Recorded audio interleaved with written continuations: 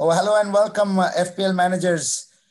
Welcome to ঘন football and আপনাদের সবাইকে স্বাগতম আজকে আমাদের ফুট আলোচনা দিয়ে এফপিএল ঘন শো গেমিং অফকোর্স। আর আমার সাথে বরাবরের মতো আপনাদের পরিচিত যারা আমাদের শোটা রেগুলারলি দেখে থাকেন, আমাদের পরিচিত সবাই আছেন। সো পরিচয় পালা কুইকলি। প্রণয়। হ্যালো। সো নতুন করে পরিচয় দেওয়ার মনে হয় দরকার নেই, ম্যাক্সিমাম সত্যি তো আসি। যাই হোক, আমি প্রণয়, আমি খুবই অ্যামেচার একজন এফপিএল manager. That's it. Right. Ashfaq. Ashfaq, recurrent on the show, huge Manchester United fan. Glad to be here. Parvez. আমি Parvez, Liverpool fan. Right. And আমি নাদিম, আমি ঘন, আমি হোস্ট।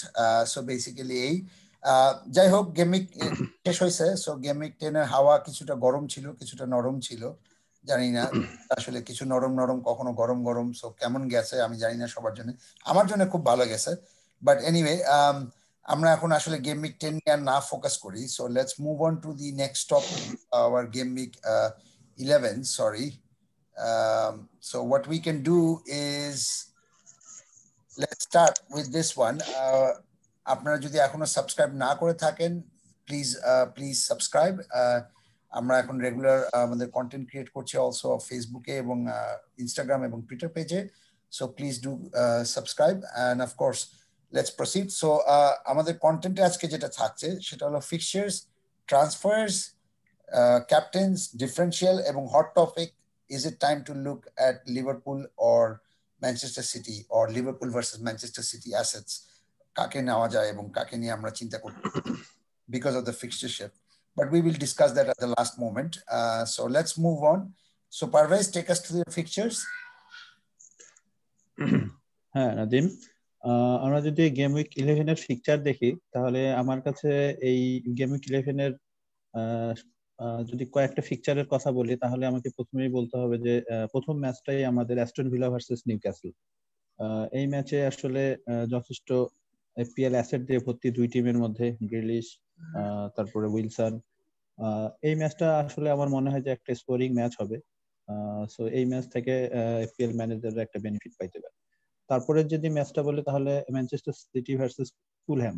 এই ম্যাচটাও আমি ধরে নিলাম যে এইখানে যতটা একতরফা ভাবে ম্যান সিটি বার্নলেকে হারাইছে, আই থিংক এই ম্যাচটা ম্যান সিটির জন্য সেরকম স্কোরিং ম্যাচ হইলেও তাদের ক্লিন শিটটা একটু শঙ্কার মধ্যে থাকতে পারে, বিকজ ফুলহ্যাম কিন্তু যথেষ্ট অ্যাটাকিং ফুটবল খেলতেছে আমরা দেখতে পারছি last game উইকটাতে।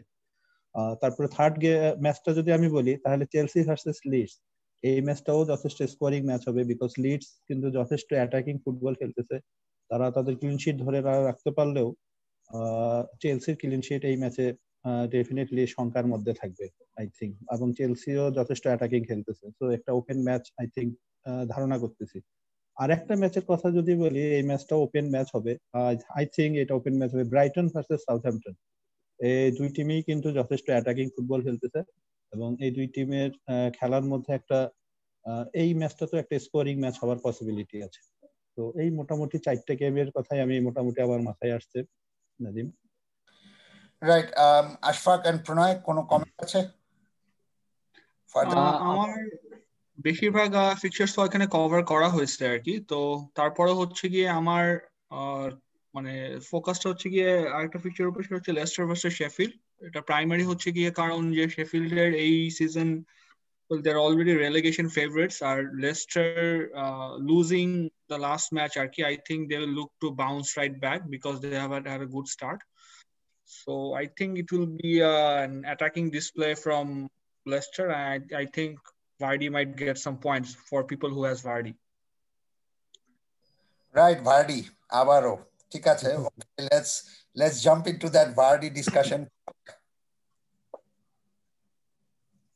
Well, I did not have Vardy, তো আমার এখানে খুব বেশি দুঃখ নাই। আমি দোয়া করতেছিলাম Vardy খুব বেশি পয়েন্টস না পায় বা কিছু, eventually একটা অ্যাসিস্ট পাইছে। তো well, I couldn't ask for something better. কারো কি Vardy ছিল এখানে, বা কেউ কি Vardy ট্রান্সফার ইন করছিল? আমার Vardy ছিল, দুজনের ক্যাপ্টেন ছিল, পারভেজ আর ক্যাপ্টেন ছিল। তো ইট ওয়াজ ডিজাস্টার। যাই হোক, তো আমার মনে হয় যে ফিকচারের ভেতরে আরেকটা ফিকচার যেটা আমরা একটু ওভারলুক করছি সেটা হচ্ছে স্পার্স ভার্সেস আর্সেনাল। এই ম্যাচটাও আমার মনে হয় যথেষ্ট ভালো হবে। স্পার্সের ফর্ম আপাতত একটু একটু খারাপ যদি আমি অ্যাটাকিং পয়েন্ট অফ ভিউ থেকে বলি, বাট আর্সেনালের ডিফেন্সিভ অবস্থা খুব একটা ভালো না। আর স্পার্স আমার মনে হয় এই গেমটাতে কেইন অথবা সন দুইজনই ভালো পারফর্ম করার চান্স আছে। আর ট্র্যাডিশনালি কেইনের হচ্ছে কি সবসময় আর্সেনালের সাথে ভালো একটা স্কোরিং রেকর্ড আছে, তো ওটাও আমার এক্সেলেন্ট মনে হয় পয়েন্ট। যে হ্যাঁ আরেকটা কারণ হতে পারে মানে স্পার্সের অ্যাসেটদেরকে নেওয়ার। তো এই একটাই আর কি আমার মনে হয় যে শুধু বাদ পড়েছিল, বাকি সব পিকচার যথেষ্ট ভাবে হাইলাইট করা হয়েছে। এখানে আরেকটা ফিক্সার বাকি আছে যেটা আসলে আমরা কেউ তাকাই না, বাট আমি সবসময় এই ম্যাচটার দিকে পার্টিকুলারলি তাকাই, কারণ বিশেষ করে গত উইকের কারণেও যদি আমরা এখনো না তাকাই, সো আমি জানি না আমরা আসলে কবে তাকাবো। সেটা হলো West Brom versus Crystal palace. আমি জানি না এটা অলরেডি ডিসকাস হয়েছে কিনা, মনে হয় না ডিসকাস হয়েছে, but West Brom versus Crystal Palace আমার মনে হয় এখানে একটা ভালো একটা পোটেনশিয়াল আছে। যারা জনস্টন ওনার, প্লিজ প্লে হিম, একজন this is the time to একজন একজন This will be the low scoring game week game. I'm definitely sure দুজনেই ডিফেন্সিভ, এবং ওয়েস্ট ব্রম আসলে আমরা অনেকেই বলছিলাম যে উইপিং বয়েজ, বাট এখন আসলে তারা are no more weeping boys যতটুকু আমার কাছে মনে হচ্ছে। So we can start to আপনি এক গেম দেখে কনভিন্সড? আমার মনে হয় না আমি এক গেম দেখে, আসলে আমার মনে হয় বিগত কয়েক গেম ধরেই তাদের পারফরমেন্সটা মাচ বেটার, ইমপ্রুভ ডিফেন্সিভ ইউনিটটা আসলে ইমপ্রুভ হয়েছে জবে থেকে ইভানোভিচ আসছে আর কি। So they looked a little bit solid and slowly that team has gelled, so তাদের এখন আসলে কম্বিনেশনটা ভালো হচ্ছে, so that's what I wanted to focus. But anyway, যারা নেন নাই Johnston, please feel free, 11 points দিছে। মেজলিয়ার 11 পয়েন্টস দিছে, মেজলিয়ার দেয় নাই, মেজলিয়ারও কিন্তু 4.5। রাইট, বাট আমি মনে এপিএল অ্যাপের মধ্যে দেখছিলাম যে মেজলিয়ার মনে সম্ভবত 32 সেভস and জনস্টন মনে 44 saves, so that's interesting to say আর কি, just a stat, right? Anyway, most transferred in প্রণয়। তো আমার মনে হয় যে এটা খুবই অবভিয়াস যে চারজন প্লেয়ারই থাকবে, বিশেষ করে মাহারেজ অলরেডি একটা হ্যাটট্রিক করেছে, সো হ্যাটট্রিক করার কারণে স্বাভাবিকভাবে সবাই তার পিছনে ছুটবে। আর যেহেতু তার পয়েন্টস প্রাইস পয়েন্টটাও খুবই কম, lower than Son, less than De Bruyne, so যারা হচ্ছে গিয়ে ম্যানচেস্টার সিটি অ্যাসেট নিবে তারা স্বাভাবিকভাবে মাহারেজের পিছনে যাবে আপাতত। আর জোটা খুবই একটা ভালো অপশন, জোটার লাস্ট 3 গেম উইকেই মনে হয় স্কোর করেছে, লাস্ট 2 গেম উইকে স্কোর করেছে, সো স্বাভাবিকভাবে জোটার ওনারশিপ আস্তে আস্তে বাড়বে এবং খুবই চিপ একটা প্লেয়ার। সো লিভারপুলের অ্যাটাকিং অ্যাসেটের মধ্যে যদি যারা সালা অথবা মানেকে নিচ্ছে, সাথে জোটাকে সাথে নিতেই পারে, সো এটা খুবই একটা ভালো option. Thirdly Bruno Fernandes, last 3 game week ধরে ব্রুনো ফার্নান্ডেজ 10+ স্কোর করছে, সো অবভিয়াসলি ওর ট্রান্সফার ইন বাড়বে, এবং এটা মনে হয় থার্ড স্ট্রেট গেম উইক যেটাতে হচ্ছে গিয়ে ব্রুনো টপ ট্রান্সফারের ভেতরে আছে। আর স্বাভাবিকভাবে নেক্সট গেম উইকটা হচ্ছে কি অ্যাওয়ে ম্যাচ, আর ব্রুনো ফার্নান্ডেজ অ্যাওয়ে ম্যাচে স্বাভাবিকভাবে খুবই ভালো খেলছে, সো আমার মনে হয় যে ব্রুনো টপ ট্রান্সফারের দিকে যেতে পারে। ইভেন ডি ব্রুইন অথবা অন্য কারো কম্পিটিটর, সালার কম্পিটিটর হিসেবে আপাতত ব্রুনো ফার্নান্ডেজকে দেখা যাচ্ছে। আর উইলসন মানে আনডাউটেডলি উইলসন হচ্ছে গিয়ে খুবই ভালো খেলছে, মাঝখানে ইনজুরির কারণে বাইরে ছিল, এর কারণে অনেকে ট্রান্সফার আউট করেছিল, সো ট্রান্সফার ইন করবে এটাই স্বাভাবিক, কারণ ও গোল স্কোর করছে। বাট একটা জাস্ট রিউমার্ড নিউজ, সেটা হচ্ছে গিয়ে হয়তো নিউক্যাসল আর অ্যাস্টন ভিলার ম্যাচটা পোস্টপোন হতে পারে, আমরা যদিও এখন পর্যন্ত কনফার্ম কোনো নিউজ পাইনি। সো যারা আর্লি ট্রান্সফার করছেন তারা একটু সাবধান থাকবেন যেন মানে যে কোনো কারণে ম্যাচ পোস্টপোন হয়ে গেলে যাতে একটা ওয়ে আউট থাকে। সো প্রেস কনফারেন্সের আগে অবশ্যই আপাতত রাশ কোনো ট্রান্সফারের দিকে আমরা না দেই, সেটাই হচ্ছে একটা অ্যাডভাইস থাকবে। So let's move on. Right, no it's a very interesting point. আমি জাস্ট একটা পয়েন্ট বলবো যেটা আমরা আসলে আমাদের টুইটার এবং আমাদের ফেসবুক পেজে দিয়েছি, সেটা হলো যে non penalty goal scoring point of view থেকে ব্রুনো ফার্নান্ডেজ এবং মাহারেজ দুইজনে এখন পর্যন্ত একমাত্র মিডফিল্ডার যারা হলো নন পেনাল্টি 4টা গোল দিয়েছে, এবং এখন পর্যন্ত অন্য কোনো মিডফিল্ডার নন পেনাল্টি 4টা গোল দেয়নি এই সিজনে। বাট সামহাও আমরা মাহারেজকে কখনোই ক্যাপ্টেন্সি হিসেবে কনসিডার করছি না, because of course obviously rotation risk. So Bruno ফার্নান্ডেজকে ডেফিনেটলি ক্যাপ্টেন্সি হিসেবে কনসিডার করা যায়, বাট দুইজনেরই নন পেনাল্টি এক্সজি যদি আমরা বলি এবং নন পেনাল্টি গোলস ইনভলভমেন্ট যদি কথা বলি, তাহলে দুজনেরই কিন্তু অলরেডি 4টা, which is already the highest. অবশ্যই এই ধরনের ইন্টারেস্টিং ফ্যাক্টস এর জন্য অবশ্যই definitely please keep an eye on our Facebook page. So any other transfers, Ashfaq?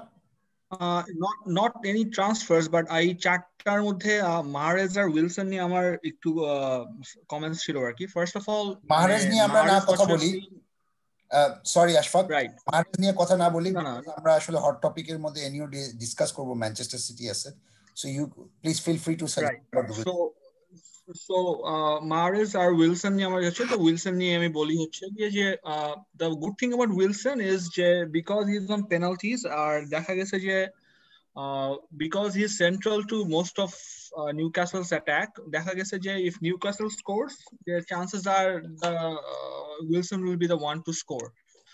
The reason I do not really consider Wilson is because Newcastle is itself is a very defensive team. Wilson je duita goal o dise ei last match e, mane if anyone has followed the match, you would have seen it was going for a 0-0 draw. So it was more likely it was going for a 0-0 draw, then at the end Wilson got some points, which in the end I think he was a bit lucky in a sense. মানে আমি এটা খেলাটা দেখছি কারণ I am unfortunate গোয়াইটা ওনার আর কি, মানে Johnston ওনার, গোয়াইটা ওনার, মানে মানে হাতে কোনো অভাগা কয়েকজন আছে। গোয়াইটা আমি গেম উইক 5 থেকে নিছি, আমি এখন পর্যন্ত একটা ক্লিন শিট পাই নাই, আমি প্রত্যেকবার হইতেছে এটা ক্লিন শিটের আশা। That was your wild card miracle আর কি। হ্যাঁ ওইটাই আর কি। So that is one of the reasons I do not consider Wilson. Newcastle itself is a defensive team. So that is something maybe you want to consider before transferring him in. Right. Pranay, sorry. Parvez, kono transfer in? Any suggestion? Oh, nothing. No. Okay. Then let's move to the next topic, which is our captaincy one. Ashfaq, do the honor, please. So এখানে আমরা চারজন captaincy choose করছি। I'll start with Kevin De Bruyne. So Kevin De Bruyne is the standout captaincy option next week. Primary কারণ হচ্ছে কি opponents Fulham. So Fulham has probably the joint worst defensive record আপাতত এই ইয়াতে। আর I've followed the game against Burnley I followed the game as an audition for Man City assets, and Kevin De Bruyne was at the center of most attacks. He had good backups in Gundogan and Fernandinho or Rodrigo, someone else played, I don't remember. So he had good backups. So he had the liberty to move forward, and he was involved in most attacks. So I think he will be the standout captaincy option, and if City scores goals, he's the center to most attacks. So in terms of next week, I think he's the best captaincy option if you have Kevin De Bruyne. Harry Kane, I'm choosing Harry Kane, although Spurs recent attacking potency একটু কমে গেছে, অনেকে Harry Kane already transfer out করছে, but যদি Harry Kane কে transfer out না করে থাকেন, Harry Kane is also a good captaincy option because একটু আগে প্রণয় ভাই যেটা বললো আর কি, because Harry Kane has a phenomenal records against Arsenal. So Harry Kane probably আপনার 11টা প্রিমিয়ার লিগ ম্যাচে I think he has already scored 11 times against Arsenal. So it's kind of his favorite team to play against. So একটা কারণ হতে পারে যে he was a boyhood Arsenal fan. He was in the Arsenal youth system before he was let go. অনেক কারণই থাকতে পারে, but he really prefers playing against Arsenal, and he has a phenomenal record. Spurs is at home, so I think it might be a good scoring streak for Harry Kane for this match as well. Bruno Fernandes is the obvious pick. He's playing away. Bruno Fernandes এই সিজনে already 4টা away matche has scored 5 goals and provided 3 assists, which is nothing short of phenomenal. So next game ta or away match, so Bruno Fernandes is an obvious pick, although West Ham defensively is pretty solid, but Bruno being Bruno with his form is a definite captaincy pick. Lastly, Diego Jota is a bit of a controversial pick because you know of obvious better high premium picks such as Salah and Mane, but the reason I'm picking Jota is because his form is unbelievable. He's already scored 9 goals this term, and it's already so early in the season, and or jai muhurte form, and if I was Klopp, I think he would have been undroppable given his form. So I think Jota would be a good captaincy option if you are going to cap someone from Liverpool a weekend. If anyone else has any captaincy contenders or any comments on my picks, feel free. I don't have any comments. I have a suggestion. How about Sterling as a captain option?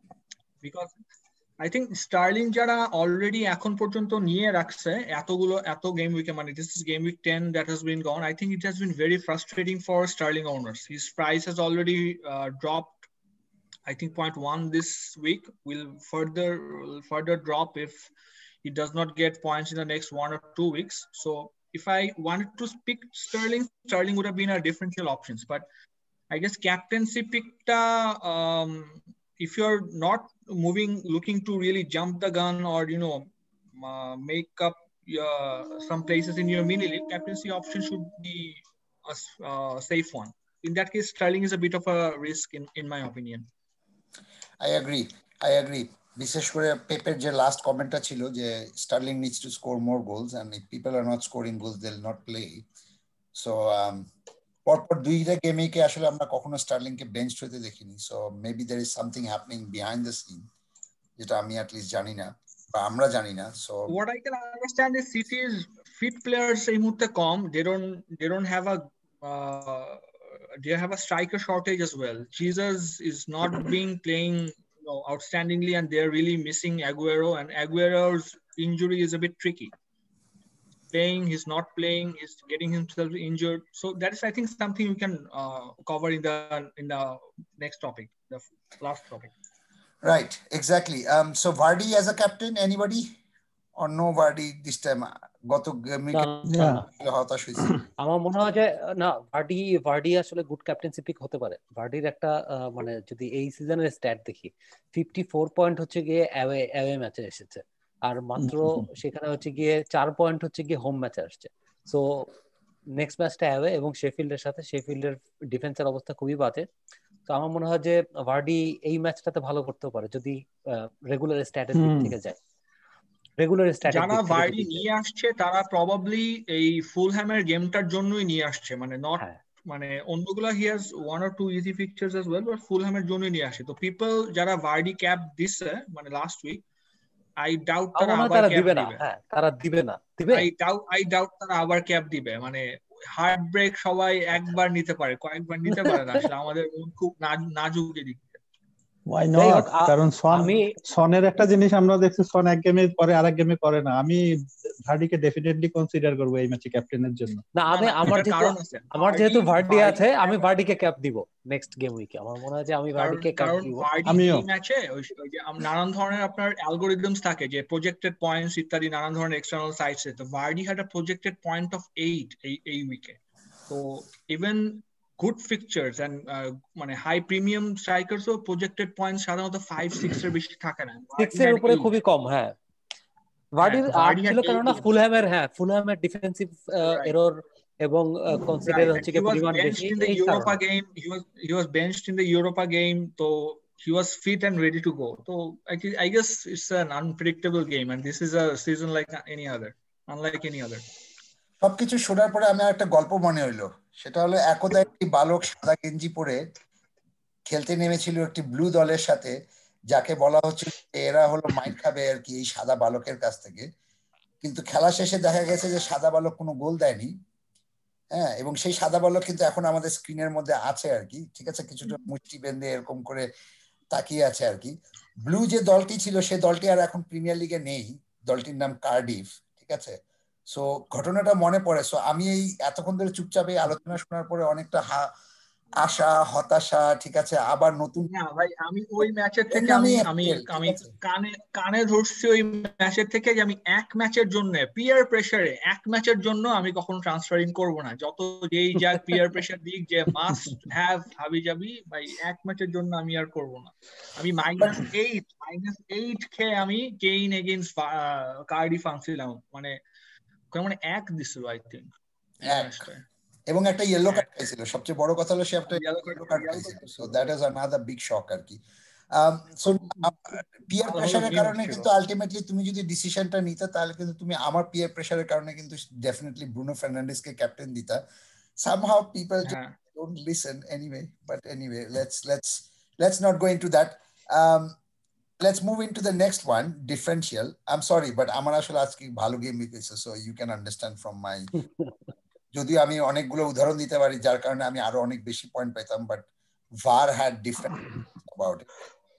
আমরা already ওই discussion করছি anyway differentials obviously Mahrez আর নিয়ে discuss করতে গেলে I think আরেকটা ফুল session লাগবে the people can actually complain double session লাগবে exactly না আমার বেসিক্যালি 5টা প্লেয়ারের ভারের কারণে গোল হয়নি so yeah that's minimum of 6 goals cancelled ঠিক আছে because of VAR in short but anyway coming back to differentials Mahrez definitely of course এখন পর্যন্ত 4.2 but ধীরে ধীরে বাড়ছে we kept on talking about Mahrez but you know Antonio is back so এখন West Ham এর fixture এখনো ভালো আছে so we can definitely consider he's just 2.0 price is only so basically যারা Bamford বা Watkins আমার মতো যারা আছেন আর কি Watkins owners ঠিক আছে if you are really heartbroken by the penalty miss আর এইসব please go with Antonio and of course Ruben Dias যে আসলে basically looking like a more of a stable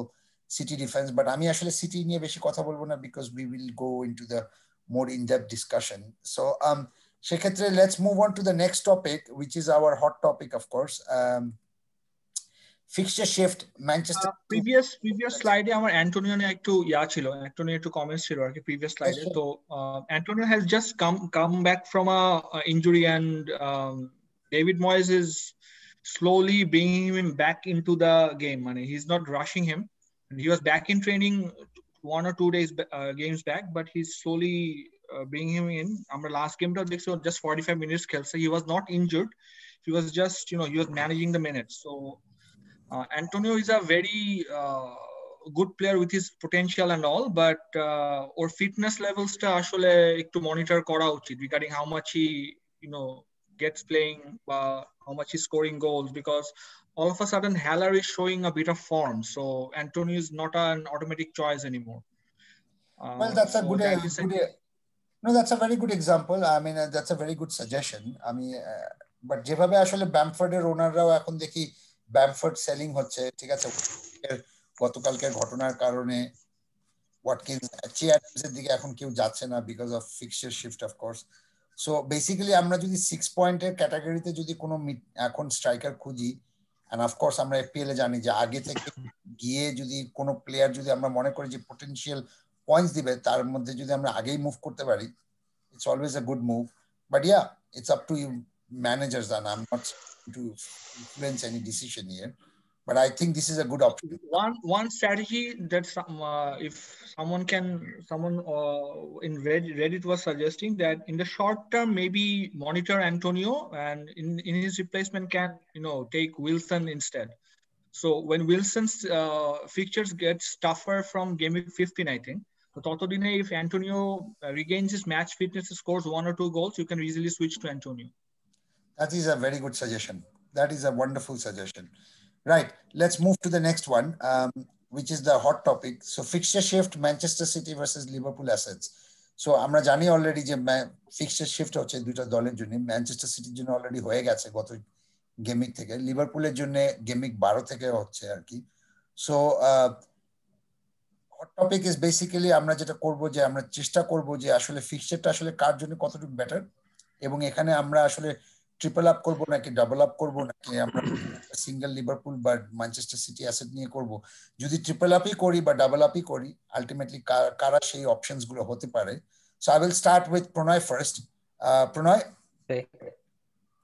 so আমার যেটা মনে হয় যে মানে লিভারপুল এবং ম্যানচেস্টার সিটি দুইটার যে মানে যদি প্লেয়ারদেরকে আর কি কম্পেয়ার করি লিভারপুল এবং ম্যানচেস্টার সিটি ছাড়া আসলে এফপিএল খেলাটা খুবই ডিফিকাল্ট অ্যাটলিস্ট মিডফিল্ড এবং ডিফেন্সের দিক থেকে যে কোনো দিক থেকে যদি দেখি লিভারপুলের সালাকে ছাড়া আমার মনে হয় গত তিন সিজনে কেউ হয়তো মানে টিম বানায়নি থাকতে পারে খুবই 10% 20% ম্যানেজার হয়তো হচ্ছে গিয়ে এরকম থাকবে যারা হচ্ছে গিয়ে সালাকে ছাড়া হচ্ছে গিয়ে একদম পুরা 38 গেম উইক কাটিয়েছে ইভেন মানে হাত তুলবেন একই নাকি? রকম না। 38 গেম উইক আমার মনে হয় না যে নাদিমও কাটাতে পারবে। ঠিক আছে, যাই না হোক। না না, আমি আমি আমি আমি কিন্তু প্রিভিয়াসলি 3 সিজনে কিন্তু কমপ্লিটলি সালা ওনার ছিলাম, সো হ্যাঁ স্বাভাবিক, এইবারে হয়তো সে রাগ করে হ্যাঁ সালাকে না নিয়ে আমি টিম বানাবো, দেখা যাক কি হয়।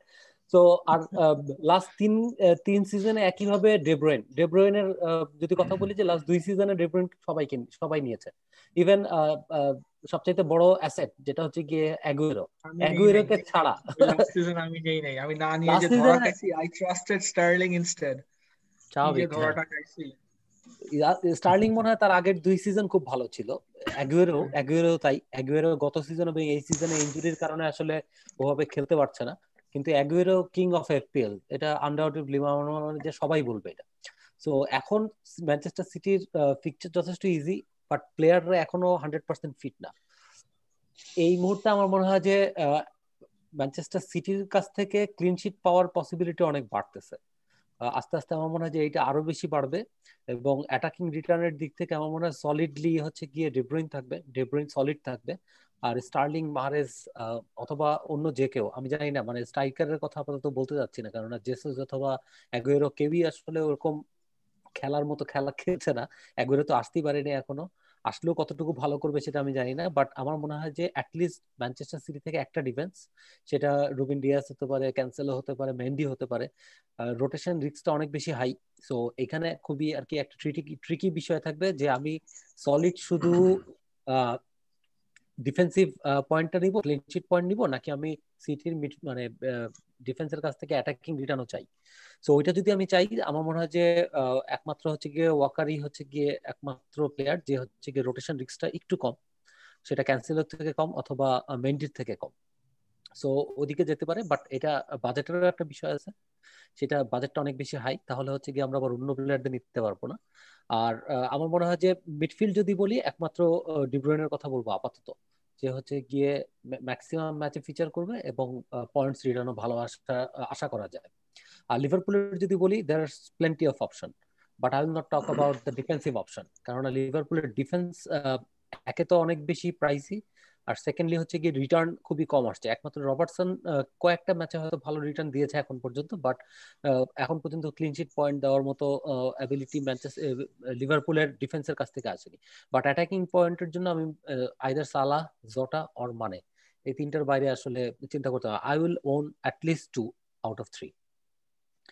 আর ম্যানচেস্টার সিটির কাছ থেকে 1 ডিফেন্স অ্যান্ড 1 মিডফিল্ড, এটাই হচ্ছে কি আমার সাজেশন এবং আমার ট্যাকটিক্স থাকবে। তো সেক্ষেত্রে আপনি লিভারপুল ডাবল আপ করতেছেন, সিটি ডাবল আপ করতেছেন, মানে what would be your strategy, মানে রিগার্ডিং ইওর টিম, মানে আপনার স্ট্র্যাটেজিটা কি হবে? Of course Manchester City double up থাকবে, 1 ডিফেন্স 1 মিডফিল্ডার। আর লিভারপুলের ক্ষেত্রে আমি আপাতত আমার টিমে রবার্টসন আছে, জটা আছে এবং মানে আছে। বাট মানের নেক্সট পিকচারের পরে আমার যেহেতু অন্যান্য আর কি প্লেয়ারদের ট্রান্সফারের জন্য আমি আপাতত মানেকে রাখতে হচ্ছে, but I will go switch from মানে টু সালা। এবং আপনি রবার্টসন রাখবেন না, যেহেতু রবার্টসন আপনি রিটার্ন পাচ্ছেন না।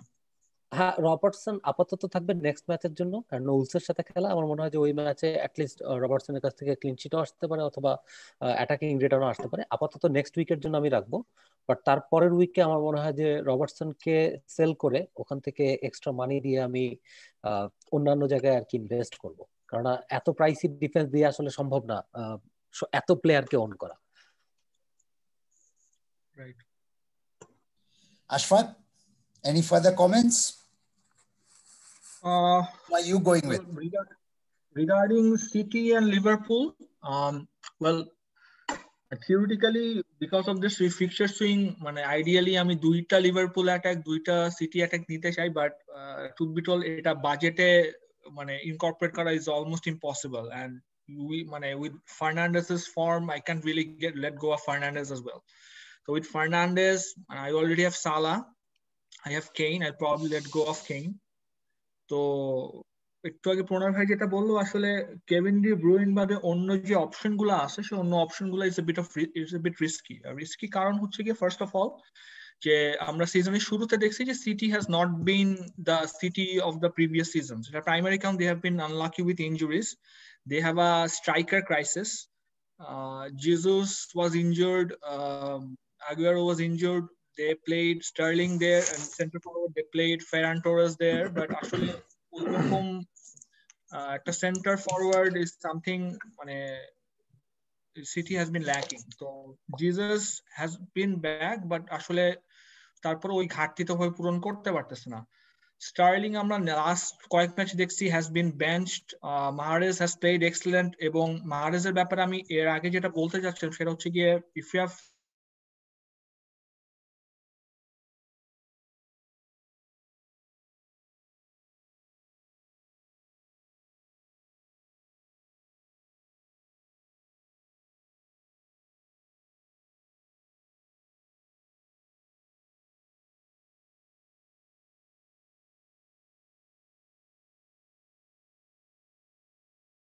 he will be glad to be come off the bench and play his part in his goals, etc. So Mahrez is something that, you know, if you have patience তাহলে আপনি Mahrez রাখতে পারেন, but Mahrez is a shoe, মানে is a confirm will be a rotation option sooner or later. So City, Kevin De Bruyne বাদে everyone would be a risk. With Aguero coming back, I think that is something we can monitor, but Aguero ফুল ফর্মে না আসা পর্যন্ত Kevin De Bruyne বাদে অন্য কোনো option সিটির থেকে আমি দেখি না। হ্যাঁ, with his fixtures, defense is a very good option. I think Ruben Diaz is the best option. আমি ভাবতাম ল্যাপোর্টে is a confirmed player as well, কিন্তু Pep has been very unsatisfied with their defense. তাদের recent comment তারা সে বলছে যে people who has not been playing well will not get the chance. So সেক্ষেত্রে it's a bit of a warning to their underperforming players. So that is why Stones is coming instead of Laporte, etc. In terms of Liverpool, Jota is a very good price. Jota will be there in my team. I have Salah. I kept Salah because a lot of my fellow FPL players have already got rid of Salah because of his COVID, etc. So in terms of competition, I have the few people who has Salah, so I'm keeping Salah for now. And I have Robertson, but Robertson, I think he's still he's playing very good, and I think he has a good potential to give me double-digit hauls in the near future, given their fixtures. So I'm going for 2 Liverpool attacks, 1 Liverpool defense. I'm going from Kevin De Bruyne. I think I'll move for Kevin De Bruyne this season for Kane. This week for Kane. In the near future, I might or might not take Man City defender, depending on their lineup, etc. Right. Okay. Parvez. মোটামুটি সব player নিয়ে মোটামুটি কথা হয়েছে। আমি আর এই প্লেয়ারদেরকে নিয়ে না কথা বলি। আমি জাস্ট রুবিন টিয়াসের ক্যান্সেলের ক্ষেত্রে একটা জাস্ট ছোট ইনফরমেশন দিয়ে রাখতে পারি। যদি আজকে চ্যাম্পিয়ন্স লিগের খেলা আছে, আই থিংক চ্যাম্পিয়ন্স লিগের খেলার মধ্যে ডিয়াস এবং চ্যান্সেলর রোটেশনটা বোঝা যাবে। চ্যান্সেলর যদি আজকে স্টার্ট করে তাহলে আমরা ডেফিনেটলি ধরে নিতে পারি যে চ্যান্সেলো ফুলহ্যামের সাথে নেক্সট গেম ক্ষেত্রে আপনি ডেফিনেটলি কিছু ধরতে পারেন না, বাট পেপের রোটেশনও ধরার উপায় আছে। আপনি পেপের রোটেশনও ধরতে পারবেন, আপনাকে কিছু টেকনিক খাটাই চলতে হবে আর কি। যাই হোক, ওটা নিয়ে আমি কথা না বলি। আরেকটা জিনিস হলো, এই মুহূর্তে আসলে আমারও ইচ্ছা আছে হলো 2 জন লিভারপুল এবং 2 জন সিটি নিয়ে খেলা, বাট আমি কাকে নিব সেটা মোটামুটি সবাই আলোচনা করছে। আমি যেটা জিনিস মনে করতেছি যে কিভাবে ম্যানেজ করা যায়, আই থিংক আমার যাদের ডমিনিক কালভার্ট-লুইং আছে, কেন আছে বা ওয়ার্নার আছে, সামনে তাদের ফিকচার কিন্তু একটু ডিফিকাল্ট। এখানে যদি 6 মিলিয়ন বা 6.5 মিলিয়নের ফরওয়ার্ডকে নিয়ে আসা যায় তাহলে কিন্তু ইজিলি সামনের দিকে মানে মিডফিল্ডে হেভি মিডফিল্ড করা সম্ভব, বিকজ অফ তাদের এখন সামনের দিকে কিন্তু ফিকচার অনেক এরকম টিম আছে যাদের 6.5 মিলিয়নের ফরওয়ার্ড আছে, যেমন নিউক্যাসল আছে, লিডস আছে। তাদের ফরওয়ার্ডকে ডিসিএল বা জিমেনেস থেকে ডিসিএল, ওয়ার্নার থেকে ডিসিএল করে তাহলে কিন্তু স্টার্লিং, ডি ব্রুইন একসাথে অথবা সালা, জোটা বা মানে এদেরকে খেলানো যাইতে পারে। এটা একটা চান্স। আর একটা ইম্পর্টেন্ট জিনিস আমি যদি মনে করি যে সামনের দিকে আসলে কিছু জিনিস শিফটিং করে, আই থিংক এক ম্যাচের জন্য হকি কারণ আমি যদি ফিকচারের দিকে একটু তাকাই তাহলে আমরা দেখতে পারবো লিভারপুলের গেম উইক 12 কিন্তু ফুলহ্যামের সাথে খেলা আছে। তো এখানে সালা যদি এসেনশিয়াল হয়, আবার গেম উইক 13 আমার যদি এখানে যেহেতু আবার গেম উইক 11-এ কিন্তু ম্যান ইউ আছে, সরি ম্যান সিটির খেলাটা ভালো আছে। আর 12-এ কিন্তু ম্যান ইউ ম্যান সিটির একটা খেলা আছে, ম্যানচেস্টার ইউনাইটেড এবং সিটির খেলা আছে। এখানে কিন্তু আমি ইজিলি এখান থেকে ড্রিবলিন অথবা ব্রুনোকে শিফট করে সালাতে যাইতে পারবো। এবং তারপরের গেমে আবার যদি আমি দেখি, সালার কিন্তু ডিফিকাল্ট ফিক্সচার টটেনহামের সাথে হোম, এখানে কিন্তু আমি ইজিলি সালা থেকে শিফট করে আবার ড্রিবলিনে যাইতে পারবো, ড্রিবলিন বিকজ ওয়েস্ট ব্রুমের সাথে খেলা আছে। সো এখানে একটু শিফটিং করলে কিন্তু মোটামুটি একটা ভালো কম্বিনেশন করা সম্ভব। বাট আপনি এভরি উইক জাস্ট যদি শিফট করতে থাকেন আপনার মাইনাস No, হিটস চলে আসে না আলটিমেটলি। আমি যদি আমার নিজের পার্সোনাল অপিনিয়ন থেকে বলি, আমি গত সিজনে এই সময়টাতে আমি যে পরিমাণ হিট খাইছিলাম তার চাইতে ডবল হিট এই সিজনে খাইছি। দ্যাট মিনস আমি গত সিজনে 8টা হিট খাইছিলাম এই সময়, আর এই সিজনে এখন পর্যন্ত আমি 14টা হিট খাইছি। আমি আমার জিনিসটাই বলতেছি, বাট আই ক্যান ম্যানেজ যে আমি গত সিজনে যে পয়েন্টটা আর্ন করছিলাম তার চাইতে 70 পয়েন্ট বেশি পাইছি এই সিজনে গেম উইক 10-এ। দ্যাট মিনস আমি গত সিজনের চাইতে হিট বেশি খেলছি, বাট পয়েন্টও কিন্তু আমি বেশি আর্ন করছি। বাট হিট এখানে আমার কাছে মনে হয় -4 একটা ম্যাটার না। Interesting argument. আমি বেসিক্যালি যেটা করব সেটা হলো বেসিক্যালি আমি হকি কুকি করার চিন্তা ভাবনা করছিলাম, এবং আমি ফিক্সচার অ্যানালাইসিসও করে রাখছি যে I move Fernandes and Salah and Fernandes. And আমার মনে হয় না আমার -4 খেতে হবে। Basically you get one free transfer, so if you have the money in your budget, তোমার যেটা করতে হবে যে আগামী 2 সপ্তাহের মধ্যে তোমাকে একটা অ্যামাউন্ট তোমার বেসিক্যালি রেখে দিতে হবে, এবং সেই অ্যামাউন্টের কারণে সেটা 1 মিলিয়ন হতে পারে, যে 1 মিলিয়নের কারণে তুমি সালা টু ফার্নান্ডেজ, ফার্নান্ডেজ টু সালা, অথবা স্টার্লিং টু সালা টু স্টার্লিং, স্টার্লিং টু সালা, অথবা ডিব্রুইন টু সালা, এই স্ট্র্যাটেজিটা ইজিলি করা যেতে পারে। But anyway that is one. আমি জাস্ট একটা প্লেয়ার নিয়ে কথা বলবো, সেটা হলো রুবে ক্যান্সেলো। আমার কাছে মনে হয়েছে যে এতদিন ধরে ক্যান্সেলোকে ইনভার্টেড উইঙ্গার হিসেবে খেলানো হচ্ছিল, সো যার কারণে সে খেলছিল। বার্নলি যেহেতু ডিপে বসে থাকবে এবং তারা বেসিক্যালি অ্যাবজর্ব করবে, এবং যেহেতু ওয়াইড স্পেসটাকে বেশি ইউজ করার একটা কথা ছিল, যার কারণে মেন্ডিকে খেলানো হয়েছে। So as and when it is not about the player performance when it comes to the defence, I think it is more about the strategy and the tactics. So আমাদেরকে ট্যাকটিক্সটা একটু দেখতে হবে, কোন টিমের সাথে পেপ কি ধরনের ট্যাকটিক্স খেলছে। So আমার মনে that But Pep also has said যে Pep এটাও বলছে যে রিসেন্টলি যে Mendy is probably a better defender than Cancelo. মানে Cancelo is a better attacker মানে than Mendy. So মানে ও বলছে যে Mendy when who goes forward is like a winger.